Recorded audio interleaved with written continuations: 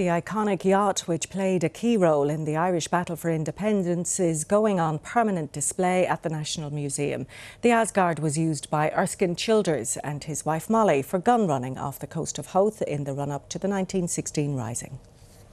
Freshly painted, its varnish sparkling, this yacht looks like it's about to embark on its maiden voyage. But it's actually more than a century old and has an iconic place in Irish history.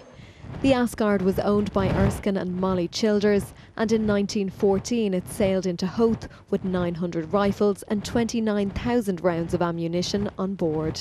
They collected the guns off the Belgian coast, travelled back in the English Channel, passing the British fleet, who were actually on manoeuvres at that time, because this was just before the outbreak of the First World War.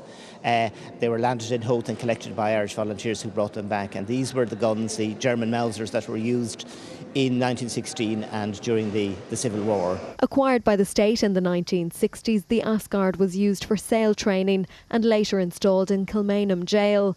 Decades of debate followed about whether it should return to sea.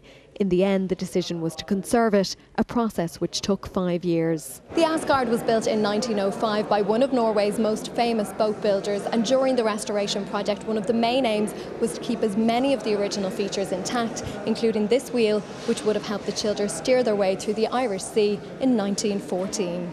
Had she been restored to sail, you would have lost everything. Corrosion damage in the hull was so bad, so we've been able to save about 70% of the original hull and deck, which is quite remarkable in a sense in a vessel over 100 years old. It's wonderful for the museum, and it's a very personal thing for my family and for myself to see this boat here. The Asgard goes on permanent public display from tomorrow. Samantha Librari, RTE News, Dublin.